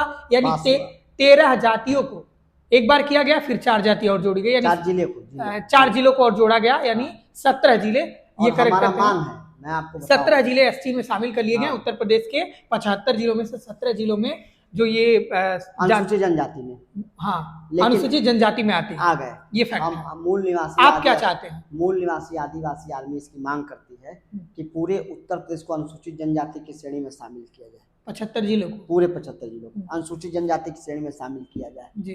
दूसरा कि जो प्रमाण पत्र जहाँ जहाँ रुके हुए हैं, पहले तो जो 17 जिला जहाँ जहाँ प्रमाण पत्र नहीं बन रहा है, उनका विधिवत जांच करके, स्थलीय जांच करके वहाँ सारे प्रमाण पत्र बनाए जाए।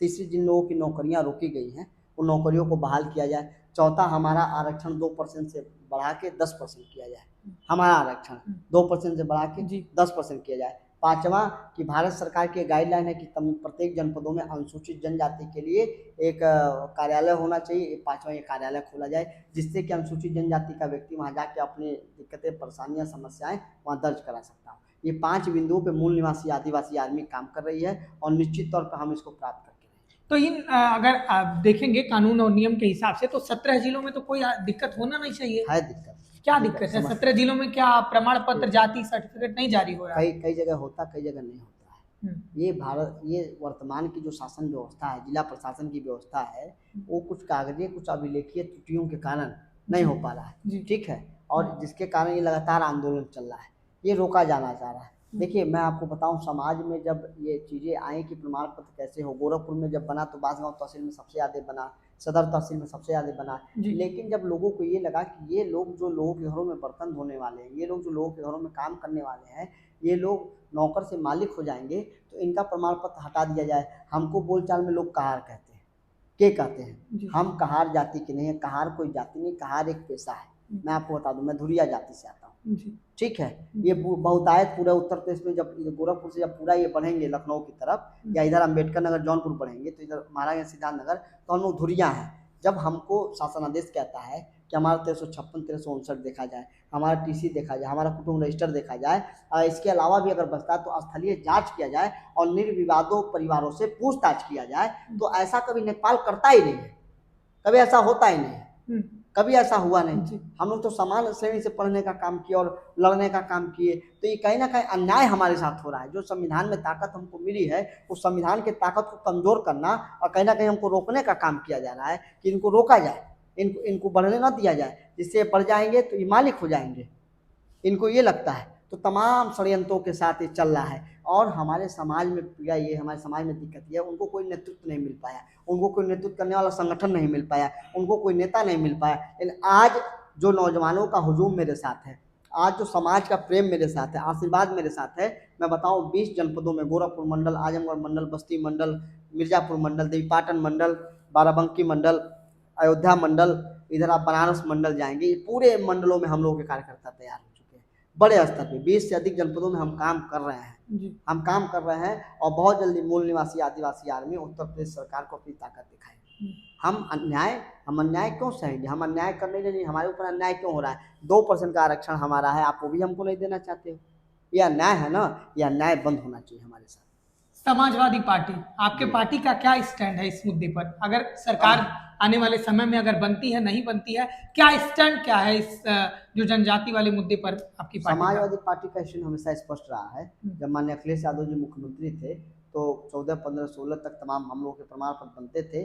लेकिन जब सरकार बदली तो भारतीय जनता पार्टी की सरकार ने गड़बड़ करना शुरू कर दिया। लेकिन अखिलेश यादव जी ने ये बात कहा था, और समाज भी हमारा समाजवादी पार्टी के साथ है कि सरकार बनेगी तो हमारे समाज का जो मूलभूत समस्या, उस समस्या को दूर किया जाएगा, प्रमाण पत्र बनना शुरू हो जाएगा। जी, आते हैं शिवशंकर जी यूपी की राजनीति पर। क्या लग रहा है? 27 का एक तरफ माहौल है, एक तरफ बुलडोजर है, एक तरफ कानून व्यवस्था है, एक तरफ विकास का मॉडल है, योगी आदित्यनाथ का हिंदुत्व का कार्ड है, एक तरफ अखिलेश यादव का राम मंदिर चढ़ावा चोरी का मुद्दा है, एक तरफ अखिलेश यादव घेरते हैं उसी बुलडोजर व्यवस्था पर, एक तरफ क्राइम की बात कर रहे हैं, तो वहीं योगी आदित्यनाथ लगातार कह रहे हैं कि विकास मॉडल और डबल इंजन की सरकार फिर दोबारा हम जाएंगे और जनता हमें चुनेंगी। क्या लग रहा है आपको 27 के चुनाव? पूरी तरीके से बुलडोजर मॉडल माननीय मुख्यमंत्री जी का विफल है। उत्तर प्रदेश में लाइन एंड ऑर्डर एकदम गड़बड़ हुआ है। उत्तर प्रदेश की जनता ये तय करके बैठी हुई है, जान रही है कि हमको सरकार बदलना है। आज बुलडोजर कामजी गौड़ को बलिया में उनकी हत्या कर दी गई पुलिस कस्टडी में। माननीय मुख्यमंत्री जी के स्वजाति का प्रधान जो जबरन थाने में घुसता है और कामजी गौड़ को बेरहमी से मारता है, मारने के बाद जब मार देता है, जान से मार देता है, तो फिर उसकी लाश को फेंक देता है, हॉस्पिटल जाते जाते खत्म हो जाते हैं। तो कहीं ना कहीं उनका बुलडोजर उस प्रधान के ऊपर नहीं चला, उनका बुलडोजर उन अपराधियों पे नहीं चलता है जो स्वजाति के हैं। आके शेड्यूल ट्राइब, शेड्यूल कास्ट, पिछड़े दलितों के अपराधियों पर क्यों चलता है? सब पे चलना चाहिए ना। तो कहीं ना कहीं देखिए बुलडोजर मॉडल कोई काम नहीं करता है। दूसरी बात, जो हिंदुत्व की बात की, उत्तर प्रदेश का जो आवाम है, जो गरीब जनता है, वो हिंदुत्व को समझ रही है। हिंदुत्व का मतलब क्या है? धर्म सबका अपना निजी विषय है, कौन किस धर्म को मानता है ये भारत का संविधान कहता है, सबका आपका अलग अपना है, हमारा अलग अपना है। लेकिन भारतीय जनता पार्टी केवल धार्मिक बातें करती है।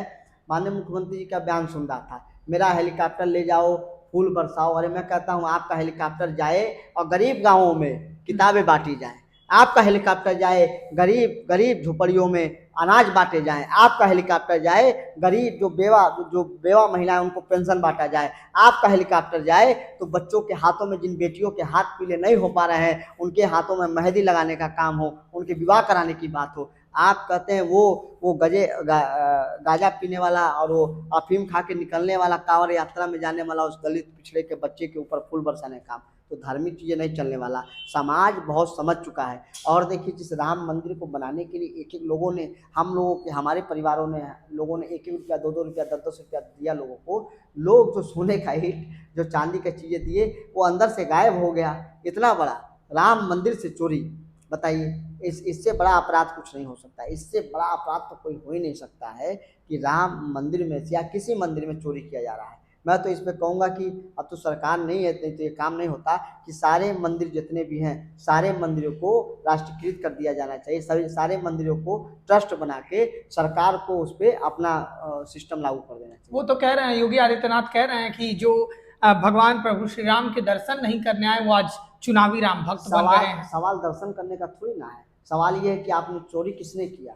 सवाल दर्शन, आप सवाल पे सवाल थोड़ी ना दागेंगे। दर्शन करने नहीं आए, पूजा करने नहीं गए, हम अपने घर में हनुमान चालीसा पढ़ते हैं, हम अपने घर में दुर्गा स्तुति करते हैं, मतलब इससे थोड़ी ना है। मतलब आप संवैधानिक पद पे बैठे और आपके रहते ही, आप कोतवाल हैं और आपके रहते ही अगर वहाँ चोरी हो जा रही है, तो इसका मतलब कहीं ना कहीं आपके अंदर कमी है, आपके अंदर कमी है। तो ये बताइए ना, ये कहाँ कर रहे हैं कि आप दर्शन करने नहीं गए, प्रभु हमको बुलाएंगे तो हम जाएंगे, प्रभु हो सकता हमको ना। अखिलेश यादव भी इटावा में केदारेश्वर मंदिर बनवा रहे हैं। क्या लग रहा है कि बीजेपी ने ऐसी व्यवस्था बना दी है कि धर्म के मुद्दे पर हर पार्टियां आ रही हैं और उसी हिंदुत्व के मुद्दे पर बीजेपी को पछाड़ने के लिए अब नए नए एंगल तलाशे जा रहे हैं। कोई धर्म के मुद्दे पे नहीं हम लोग लड़ रहे हैं।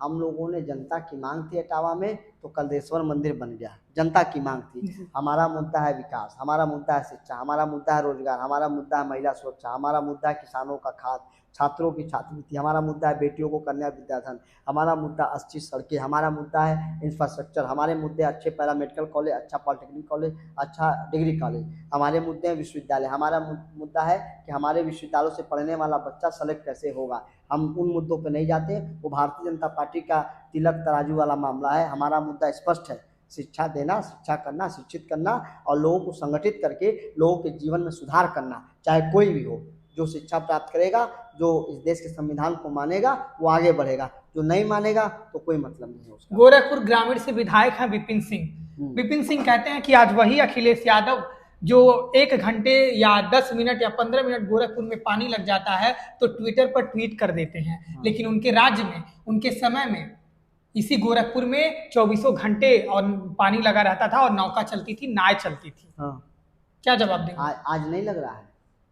आज जो है ये उनका ग्रामीण क्षेत्र जो बना हुआ है, पांडे हाथा से लगाए तमाम जगहों पे पानी, दुकानदारों के वहाँ पानी नहीं घुसा है। आप पता कर लीजिए कितना भ्रष्टाचार है, कितना करप्शन है। एक मोहल्ला बता दें पूरा गोरखपुर ग्रामीण का, नौसर से आगे बढ़ेंगे छोड़ के बाकी कौन सा ऐसा मोहल्ला उनका जहाँ पानी नहीं लगता हो, स्टीमर नहीं चल रहे हैं, लोगों के घरों में गंदा पानी, नाली का पानी जा रहा है, सीवर का पानी जा रहा है। आप पता करा लीजिए, दाऊदपुर लगाए, इंदिरा घर से लगाए, समाज घर से लगाए, आप इधर बढ़ जाइए, नखास से लगाइए, पूरे क्षेत्र भरा नहीं रहता है। माननीय विधायक जी को मुख्यमंत्री पे सवाल करने का कोई अधिकार नहीं है। पहले अपना विधानसभा क्षेत्र सही कर लें, उसके बाद वो अखिलेश यादव सवाल करें। जी, आप शिवशंकर जी, आप लगातार सक्रिय हैं, लगातार समाज के अपने मुद्दे उठा रहे हैं। चौरी चौरा में भी आपका दौरा चल रहा है इस समय, बड़ा चौरी चौरा जा रहे हैं। क्या लग रहा है, चौरी चौरा वही क्रांतिकारी धरती है और उसी क्रांतिकारी धरती से संजय निषाद एक तरफ मंत्री हैं, उन्हीं के बेटे विधायक हैं, इंजीनियर सरवन निषाद विधायक हैं। क्या लग रहा है आपको? और वहीं से जो निर्दलीय एक हैं टप्पू सिंह जी, वो भी, उनका भी दबदबा चल रहा है, लगातार वो प्रचार कर रहे हैं और आप भी वहीं से मुझे लग रहा है कि दाव ठोक रहे हैं, क्योंकि क्या 2027 के चुनाव को लेकर कुछ तैयारी चल रही है क्या? आपकी पार्टी क्या लग रहा है आपको आगे बढ़ाएगी? 27 में चुनाव लड़ेंगे क्या चौरी चौरा से शिवशंकर गौड़? देखिए, हम लोग लगातार जनता की भी सेवा कर रहे हैं। चौरी चौरा में लगातार मेरा कार्यक्रम चल रहा है और अब ये सहयोग कहिए कि क्या कहिए, अभी मैं सोमवार को फिर चौरी चौरा जा रहा हूँ। आरपी एकेडमी में हमारी मीटिंग है। हम मूल निवासी आदिवासी आदमी के जो विधानसभा के पदाधिकारी उनको नियुक्ति पत्र बांटने जा रहे हैं। और बाकी चुनाव लड़ने को लेकर रह गया, हम समाजवादी पार्टी के कार्यकर्ता हैं। समाजवादी पार्टी कहेगी हाँ ये जरूर है कि हम लोग टिकट मांग रहे हैं, ये बताएं। लेकिन अगर समाजवादी पार्टी हम कहेगी, आदेश देंगे अखिलेश यादव जी कि यहाँ से लड़ना है तो हम लोग वहाँ से लड़ा जाएगा और अखिलेश जी जो कहेंगे वो हम लोग बात मानेंगे इस पर। लेकिन हाँ ये है, लड़ना तो है, तैयारी चल रही है उस पर, लड़ना तो है। हम 40,000 वोट वहाँ रखते हैं, 40,000 वोट हमारा है। और आप पूर्वांचल में कहीं कोई सीट नहीं लड़ाएंगे, आप कहीं कोई सीट नहीं देंगे तो हमारा समाज का प्रतिनिधित्व होगा कैसे, उनकी बात करेगा कैसे? थाना पुलिस दरोगा सिपाही से बात करना हो तो किसके पास हमारा समाज जाएगा? तो उनके पास कोई विधायक चाहिए कि नहीं चाहिए? तो अगर शिवशंकर गौंडा हो गया तो क्या दिक्कत है इसमें? हम लोग तो मांग रहे हैं, ये अधिकार है। पीडीए में सबकी हिस्सेदारी है तो हमारी भी हिस्सेदारी सुनिश्चित हो।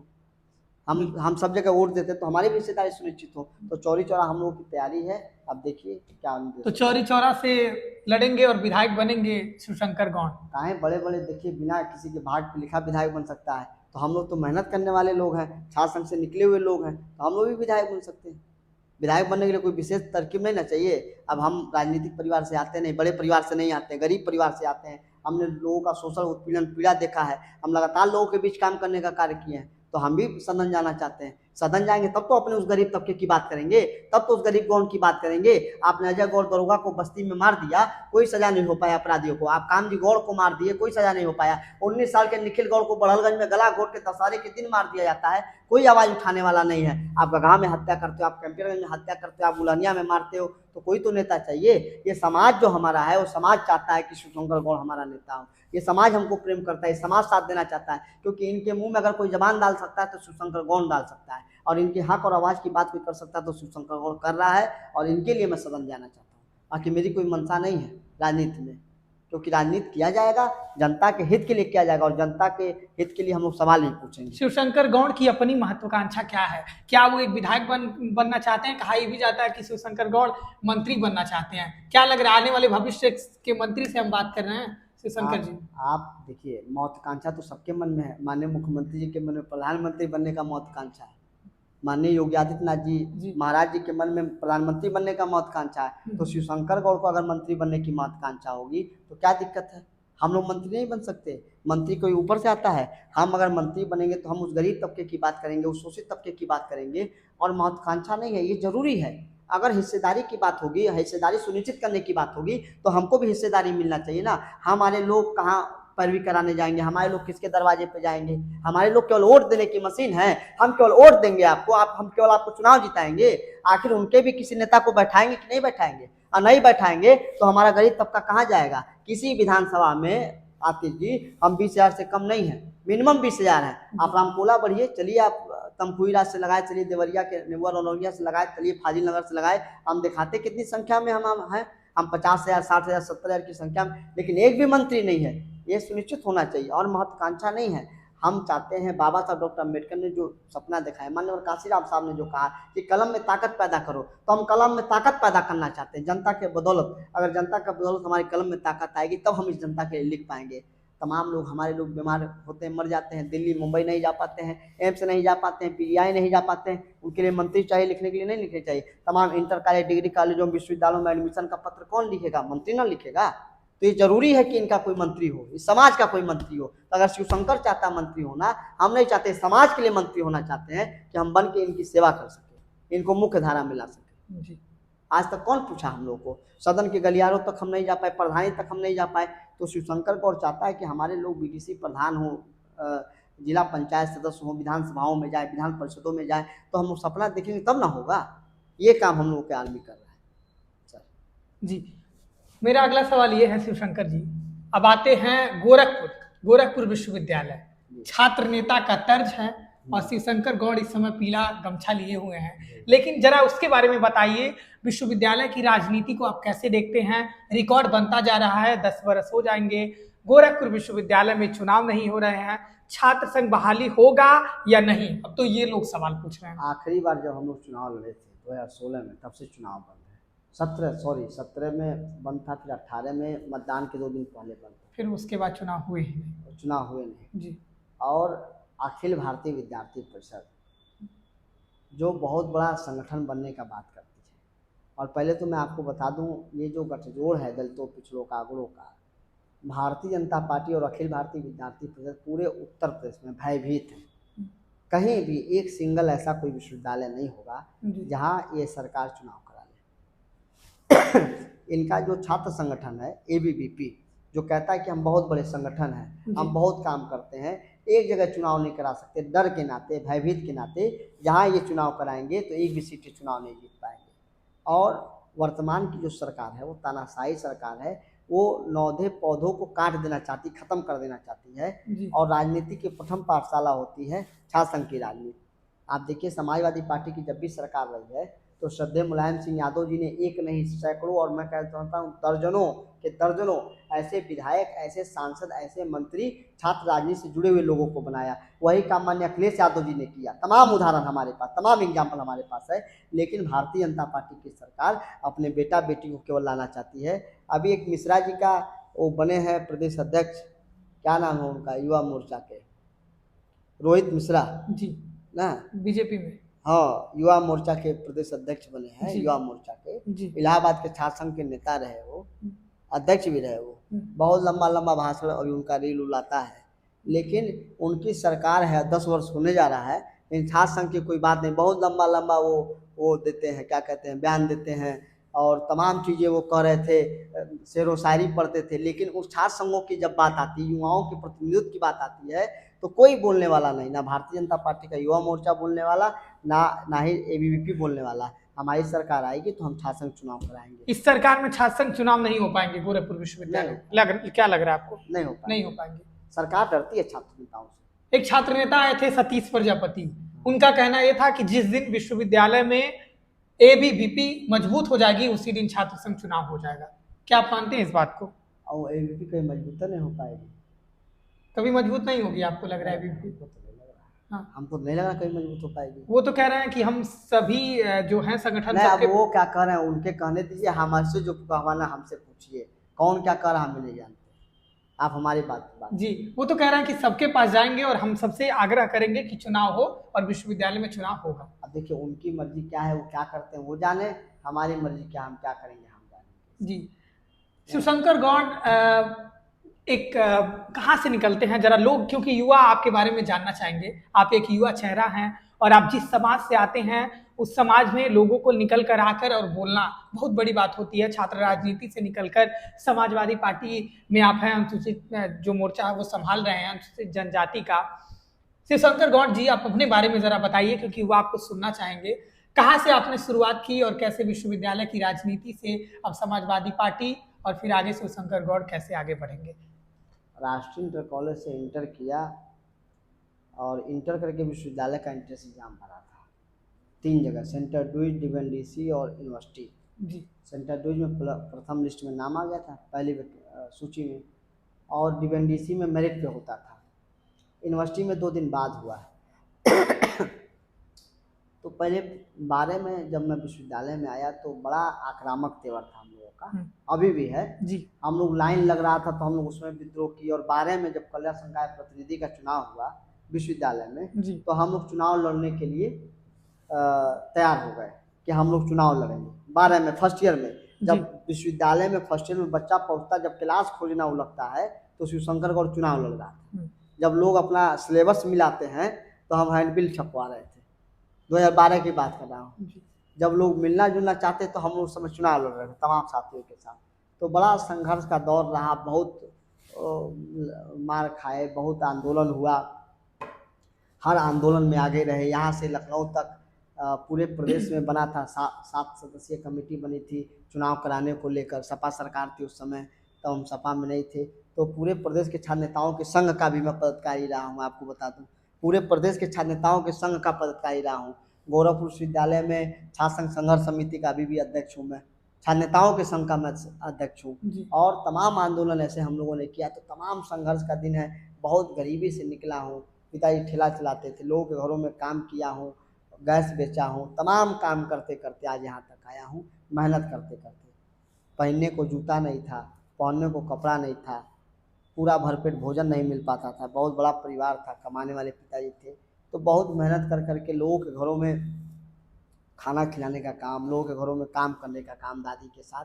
तो तमाम उन गरीबी चीज़ों को देखा है मैंने, तमाम उस व्यवस्था को समझा है मैंने कि कहाँ 2 रोटी मिल जाए, कहाँ कहाँ लोगों के वहाँ भोजन मिल जाए, कर लिया जाए। तो संघर्ष करते करते करते आज इस स्थिति में आए हैं। आज संविधान की ताकत है, बाबा साहब की ताकत है कि आज यहाँ तक पढ़ के यहाँ तक आए हैं। ये जब वो दिन याद करते हैं और याद करते हैं तो मन में बड़ा तकलीफ़ होता है। जब उन गरीब तबके के बारे में सोचते हैं, उन तमाम लोगों के बारे में सोचते हैं कि इनका जीवन कैसे होता होगा। कि आदमी जब दो राहों पे जब तय करता है ना कि हम शिक्षा की ओर जाएं, कि हम घर के कमाने लगें, तो आदमी बहुत टूट जाता है। आपको बताएं, उसकी मजबूती तब आती है कि वो एक हाथ से किताब को पकड़े रहे और दूसरे हाथ से वो जो है काम करता रहे। तो बहुत मुश्किल दौर होता है, आपको बताएं, बहुत मुश्किल दौर होता है। और बहुत मुश्किल दौर से पढ़ाई कर पाया, इंटर का, फिर बीए का कर पाया, पढ़ने का काम किया, लोग जुड़ते चले गए, लगातार करते रहे। मैंने बहुत गरीबी करीब से देखी और अभी भी बहुत अमीर नहीं हूँ, 2 वक्त की रोजी रोटी का इंतजाम हो जाता है। लेकिन ये है कि पढ़ने में ताकत है, शिक्षा में ताकत है। और आप समाज पढ़ें। के लिए शिवशंकर गौड़ ऐसे हाँ। खड़े रहेंगे। और अगर मैं पढ़ता, अगर मुझे बचपन से गाइडलाइन मिलता तो हो सकता मैं कोई नौकरी वोकरी पा जाता, नहीं सरकारी पाता तो प्राइवेट सेक्टर में पा जाता। लेकिन जब देखा कि समाज को, मुझे समाज की आवश्यकता नहीं है, समाज को मुझे ही आवश्यकता है। मैं बीए कर लिया, एमए कर लिया, एलएलबी कर लिया, तो मेरे समाज को मेरी आवश्यकता है। तो ठीक है, एक शिवशंकर शादी नहीं करेगा, एक शिवशंकर नौकरी नहीं करेगा, अगर व्यवस्था नहीं करेगा, ये शिवशंकर अभी इतना काम नहीं करेगा, तो इस समाज को जगाएगा ना। और केवल गोंडल समाज को नहीं, जो शोषित है उसके साथ, जो पीड़ित है उसके साथ, जो तकलीफ में है उसके साथ, जिसकी आंखों से बहते आंसुओं को अगर हम पोंछ पाएँ, चाहे कोई हो, क्योंकि दर्द किसी की जाति देख के नहीं आता है, दर्द किसी की पीड़ा देख के नहीं आता है, दर्द केवल दर्द होता है। हम किसी के दर्द को बांट पाएँ तो ये महत्वपूर्ण है। हम निकले हैं और लगातार हम कैडर करते हैं, लगातार लोगों के बीच प्रचार करते हैं। इसलिए हम लोगों ने आर्मी बनाया और आर्मी बना के हम लगातार लोगों के काम करते हैं, ये आपको बताएं। और देखिएगा, एक दिन हम इस सपने को साकार जरूर करेंगे जब गरीब का चेहरा मुस्कुराएगा, जब झोपड़ी से निकलने वाली आवाज़, वो कौन का गरीब का आवाज़। क्योंकि मुझे लगता है कि जब तक हम अपना घर सही नहीं कर लेंगे तो हम दूसरे के घर की बात नहीं कर सकते। हम उस गरीब जो गोंड है, जो गरीब चेरो है, जो गरीब थारू है, जो गरीब पत्थरकट्टा है, जो गरीब खरवार है, हम उसके घर में खुशहाली की रोशनी जलाना चाहते हैं। वही आर्मी कर रहे हैं और हम भी वही कर रहे हैं। आप और आपका संगठन तत्पर है और आप वही काम कर रहे हैं। लेकिन क्या आपको लग रहा है कि आप अलग अलग पार्टियां इस देश में हैं और चुनाव लड़ेंगी 27 में, बहुजन समाज पार्टी बहन मायावती जी और समाजवादी पार्टी क्या सोचती है, और आप खासतौर पर आप क्या सोचते हैं कांग्रेस पार्टी को लेकर? राहुल गांधी और बहन मायावती जी उनकी पार्टी को लेकर क्या सोचते हैं? देखिए, इस देश में जो दलितों के लिए बहन मायावती जी ने जो कर दिया, मायावती जी का बहुत सम्मान है, बहुत आदर है और जीवन पर्यंत उनका आदर रहेगा। और मायावती जी का जब जीवन देखेंगे आप, जब उनकी मेहनत देखेंगे आप, देखिए जब कोई गरीब दलित राजनीति में निकलता है, पुरुष वर्ग निकलता है तो बड़ा कुछ चीताकसी हो जाती, ठीक है, लेकिन जब एक दलित महिला निकलती है, घर का चौखट लांघती है, तो ये समाज बहुत आक्षेप लगाता है।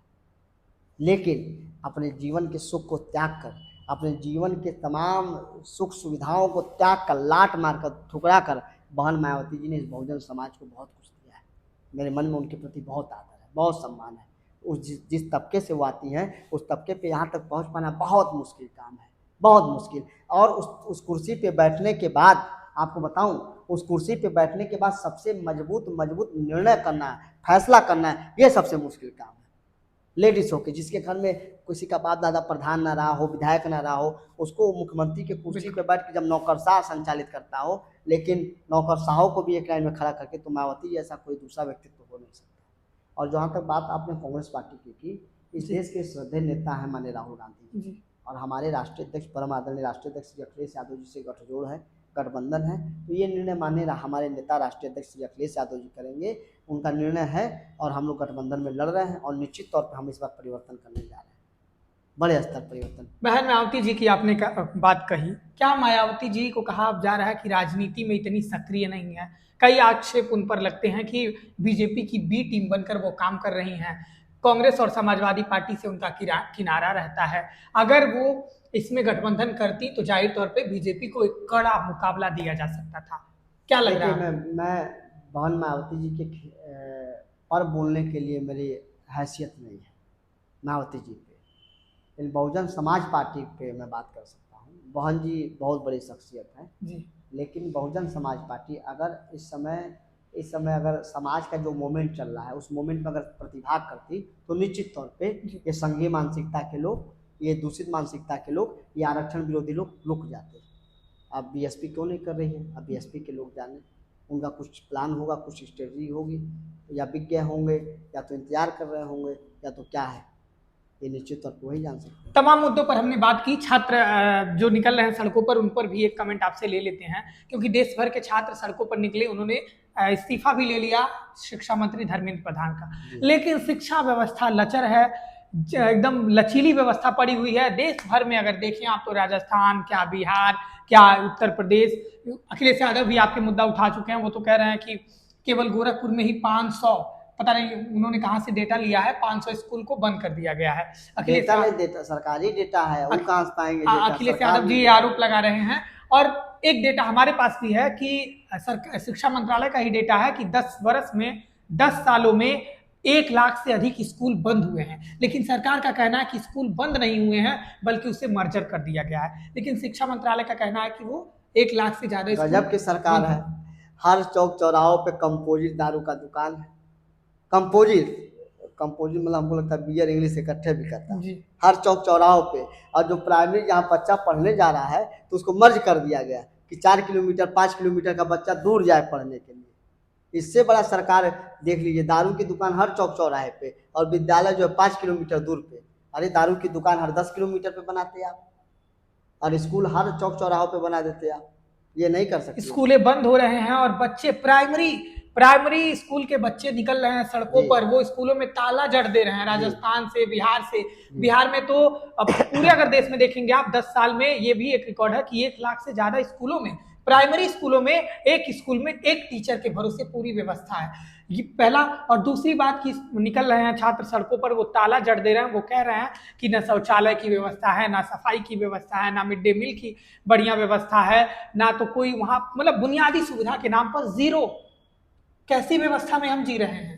तो ये तो सरकारी व्यवस्था का ध्वस्त है। ये सरकार पूरी तरीके से भ्रष्टाचार में विलिप्त है। बैग बांटने की योजना गड़बड़ है इनकी, कपड़ा बांटने की योजना, जो ड्रेस बांटा जाता है गड़बड़ है, मिड डे मील में तमाम है। तो मैं यही आपके माध्यम से कहूँगा, आपके चैनल के माध्यम से, जो विद्यार्थी आंदोलन कर रहा है, जो विद्यार्थी सड़कों पर उतर रहा है, एकदम शांति तरीके से अपनी मांग को जायज़ तरीके से रखने का काम करिए। कहीं भी हिंसा, किसी आंदोलन में हिंसा का कोई जगह नहीं, कोई स्थान नहीं है। निश्चित है कि व्यवस्था परिवर्तन को लेकर हमें आंदोलन करना पड़ेगा, और आंदोलन होने भी चाहिए। क्या सरकार आपकी हो, क्या कल की सरकार हमारी आ जाएगी, तब भी मैं कहता हूँ, खुले तौर पे आपके चैनल के माध्यम से कहता हूँ कि जब गलत हो रहा है तो गलत को गलत कहने की हिम्मत होनी चाहिए। विद्यार्थी हमारे सरकार, भाई आप हमारी कमी नहीं बताएंगे तो हम सही कैसे करेंगे?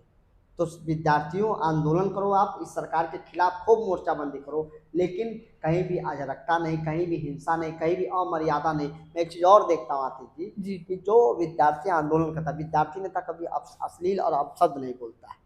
मैं मानता हूँ कि विद्यार्थी राजनीति तमाम आंदोलन हुए ये देश की आज़ादी आंदोलन से हुआ, लेकिन कभी उस आंदोलोनों में हमने अभद्रता नहीं देखी, गाली गलौज नहीं देखा, अश्लीलता नहीं देखी। ये नहीं होना चाहिए। हमें संवैधानिक तरीके से अपनी मांग को करने का पूरा हक और अधिकार है। लेकिन हाँ, दूसरी ओर जो पुलिस ने ये बर्बरता करने का काम करती है, जो लाठियों में लगे कीलों से मारा जाता है, जो बैलेट गन से मारा जाता है, इस पर भी बंद होना चाहिए। जिस दिन नौजवानों के हाथों में वही बैलेट गन आ गया, वही लाठियाँ आ गई, तो क्या करेंगे आप? जब तक AK-47 हमारे किसी सुरक्षा कर्मी के पास है, सेना के पास है, तब तक तो वो नहीं चलेगा। वही AK-47 किसी अपराधी के हाथ आ गया तो क्या कंडीशन हो सकता है, क्या हो सकता है? तो शासन और प्रशासन की व्यवस्था दमनकारी न बने, हिटलरशिप और डिक्टेटरशिप न बने। आंदोलन हो रहा तो आंदोलनकारियों की बात सुननी चाहिए, आंदोलनकारियों से संवाद होना चाहिए, उनकी व्यवस्था, उनके बारे में जानना चाहिए, सुनना चाहिए, और तब ये चीज़ें होनी चाहिए। आते हैं अगले सेगमेंट में, और ये हिस्सा है उस पड़ाव पर हम है कि रैपिड फायर हम करते हैं, और रैपिड फायर में हम उन नेताओं के नाम लेंगे और आपको एक लाइन या एक शब्द में अपनी बात कहनी होगी, जो भी दिमाग में आए आप जो सोचते हैं कह सकते हैं। शुरू करते हैं रैपिड फायर। पहला नाम है अखिलेश यादव। बहुत उम्दा इंसान, विशाल व्यक्तित्व। योगी आदित्यनाथ।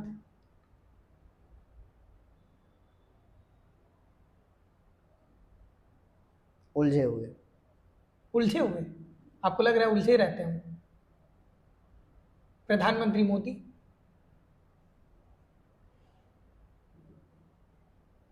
झूठ के पुलिंदा, केवल झूठे हैं उनके पास जी, सच बिल्कुल भी नहीं है। हर चीज झूठ, A to Z झूठ जी, कुछ सच नहीं उनके पास, कोई चीज सच बोले। राहुल गांधी। संघर्षशील व्यक्ति। बहन मायावती।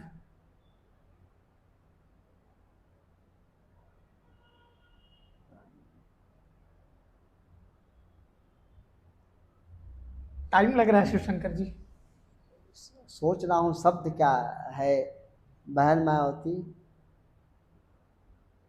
अच्छा नेतृत्व, अच्छा नेतृत्व, यानी नेतृत्व करने में हाँ, वो सफल रही है सरकार। मान्यवर कांशी राम।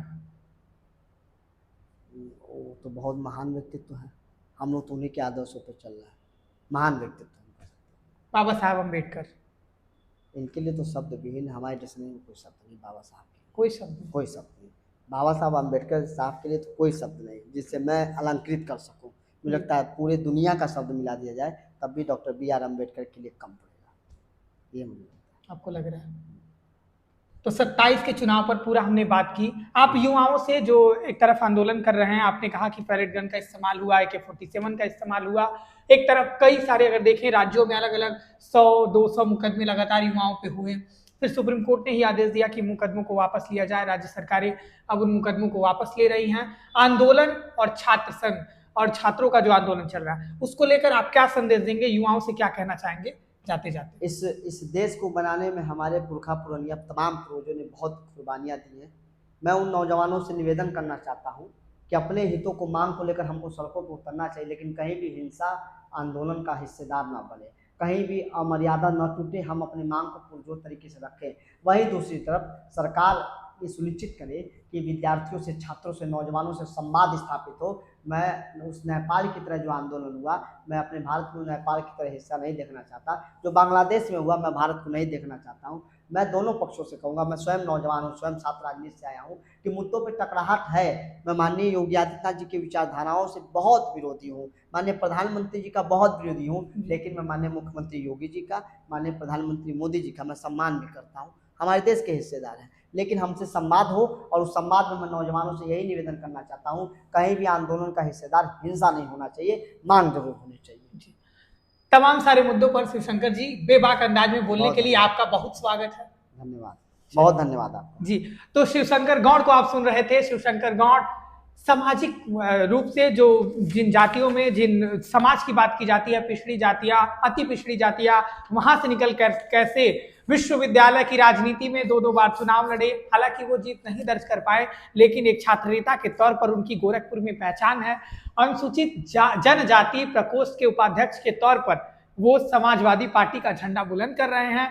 2027 के दरमियान वो चौरी चौरा से भी दावा ठोक रहे हैं कि अगर उन्हें पार्टी आगे करती है तो वो जो पार्टी का फैसला रहेगा उसे स्वीकार करेंगे, लेकिन चौरी चौरा में संघर्ष उनका जारी है। वो लगातार हर तबके के जो वंचित समाज का मुद्दा लगातार उठा रहे हैं। अब देखना ये रहता है कि समाजवादी पार्टी 2027 को लेकर, गोरखपुर को लेकर क्या सोचती है और क्या राय बनाती है। आखिरकार आपने सुना, स्टूडेंट प्रोटेस्ट से लेकर यूपी की राजनीतिक व्यवस्था से आरक्षण के मुद्दे पर खास करके शिवशंकर गौड़ ने अपनी बातें कही और अपने अंदाज में कही। अभी के लिए इतना ही। बेधड़क के इस पॉडकास्ट में आप आगे हमारी और शख्स से मुलाकात कराएंगे आपको। आप देखते रहें बेधड़क खबर।